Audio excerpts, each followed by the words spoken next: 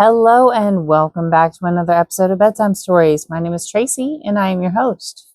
Tonight we are reading chapter 5 of A Princess of Mars by Edgar Rice Burroughs, the first book in the John Carter of Mars series from my father's boxed set that I pilfered from his library.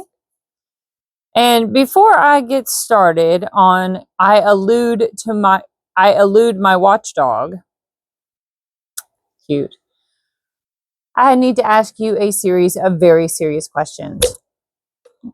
Gracious. There's a microphone there and I am banging it around. I do apologize. Have you gone pee in the potty yet? Have you brushed your teeth? Have you got your water next to the bed? Have you done your stretches? You got all that done already? Good job, good job. Well, since there's nothing else left to do, let's go ahead and jump right in. Oh, well, other than like the video, subscribe to the channel, and click the notification bell, we'll jump right in. Cool? Cool. Chapter 5. I elude my watchdog. Sola stared into the brute's wicked-looking eyes, muttered a word or two of command, pointed to me, and left the chamber. I could not but wonder what this ferocious-looking monstrosity might do when left alone in such close proximity to such a relatively tender morsel of meat. But my fears were groundless, as the beast, after surveying me intensely for a moment, crossed the room to the only exit which led to the street, and lay down full length across the threshold.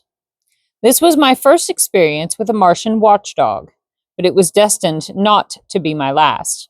For this fellow guarded me carefully during the time I remained a captive among these green men, twice saving my life and never voluntarily being away from me a moment. While Sola was away, I took occasion to examine more minutely the room in which I found myself captive. The mural painting depicted scenes of rare and wonderful beauty: mountains, rivers, lake, ocean, meadow, trees, and flowers, winding roadways, sun-kissed gardens, scenes which might have portrayed earthly views but for the different colorings of the vegetation. The work had evidently been wrought by a master hand, so subtle the atmosphere, so perfect the technique, yet nowhere was there a representation of a living animal, either human or brute, by which I could guess at the likeness of these other and perhaps extinct denizens of Mars. While I was allowing my fancy to run riot in wild conjecture on the possible explanation of the strange anomalies which I had so far met on Mars, Sola returned bearing both food and drink. These she placed on the floor beside me, and seating herself a short ways off, regarded me intently. The food consisted of about a pound of some solid substance of the consistency of cheese and almost tasteless, while the liquid was apparently milk from some animal.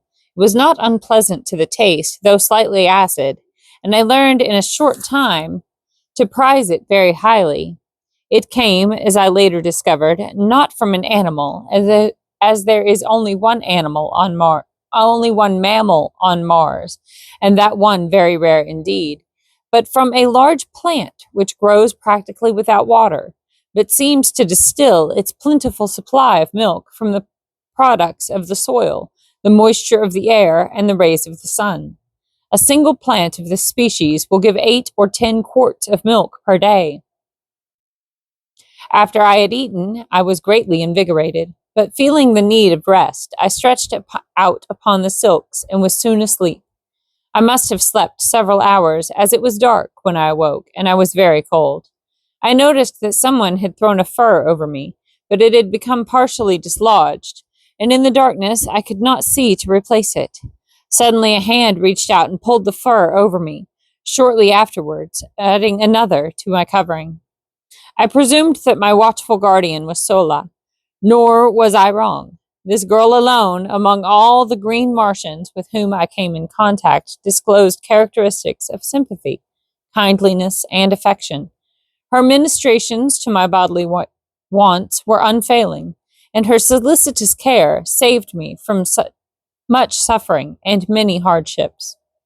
As I was to learn, the Martians' nights are extremely cold, And as there is practically no twilight or dawn, the changes in temperature are sudden and most uncomfortable, as are the transitions from brilliant daylight to darkness.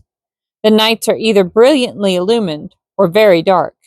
For if neither of the two moons of Mars happen to be in the sky, almost total darkness results, since the lack of atmosphere, or rather the very thin atmosphere, fails to diffuse the starlight to any great extent. On the other hand, if both of the moons are in the heavens at night, the surface of the ground is brightly illuminated. Both the Mars moons are vastly nearer her than is our moon to Earth, the nearer moon being but about 5,000 miles distant, while the further is but a little more than 14,000 miles away, against the nearly 1/4 million miles which separate us from our moon. The nearer moon of Mars makes a complete revolution around the planet in a little over 7.5 hours, so that she may be seen hurtling through the sky like some huge meteor 2 or 3 times each night, revealing all her phases during each transit of the heavens. The further moon revolves around Mars in something over 30.25 hours, and with her sister satellite makes a nocturnal Martian scene one of splendid and weird grandeur. And it is well that nature has so graciously and abundantly lighted the Martian night, for the green men of Mars, being a nomadic race without high intellectual development, have but crude means for artificial light, depending principally upon torches, a kind of candle, and a peculiar oil lamp which generates a gas and burns without a wick. This last device produces an intensely brilliant, far-reaching white light, but as the natural oil which it requires can only be obtained by mining in one of several widely separated and remote localities, it is seldom used by these creatures whose only thought is for today, and whose hatred for manual labor has kept them in a semi-barbaric state for countless ages. After Sola had replenished my coverings, I again slept, nor did I awaken until daylight. The other occupants of the room lived 5 in number. All were all females, and they were still sleeping, piled high with a motley array of silks and furs. Across the threshold lay stretched the sleepless guardian brute, just as I had last seen him on the preceding day. Apparently he had not moved a muscle. His eyes were fairly glued upon me, and I fell to wondering just what might befall me should I endeavor to escape. I have ever been prone to seek adventure and to investigate and experiment where wiser men would have left well enough alone. It therefore now occurred to me that the surest way of learning the exact attitude of this beast toward me would be to attempt to leave the room. I felt fairly secure in my belief that I could escape him should he pursue me once I was outside the building, for I had begun to take great pride in my ability as a jumper. Furthermore, I could see from the shortness of his legs that the brute himself was no jumper, and probably no runner. Slowly and carefully, therefore, I gained my feet, only to see that my watcher did the same. Cautiously, I advanced toward him, finding that by moving with a shuffling gait, I could retain my balance as well as make reasonably rapid progress. As I neared the brute, he backed cautiously away from me, and when I had reached the open, he moved to one side to let me pass. He then fell in behind me and followed about 10 paces in my rear as I made my way along the deserted street. Evidently, his mission was to protect me only, I thought, but when we reached the edge of the city, he suddenly sprang before me, uttering strange sounds and baring his ugly and ferocious tusks.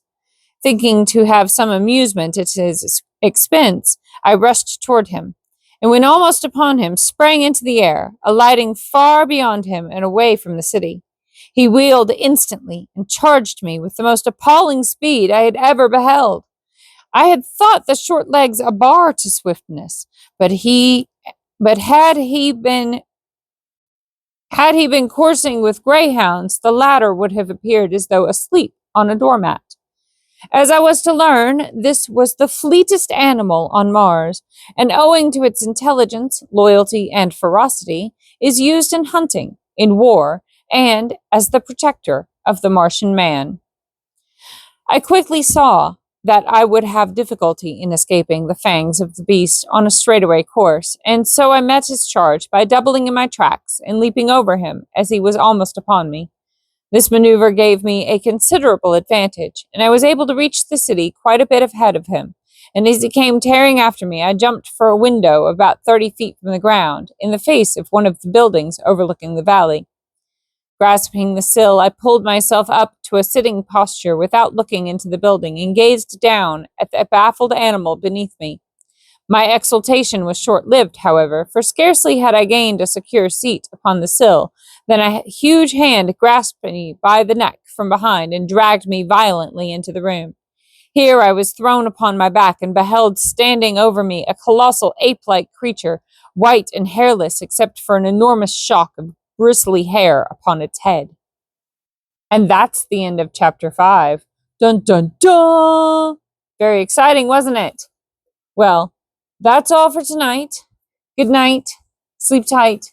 Don't let the bedbugs bite. And if they do, you bite them back, okay? I love you so much. Good night.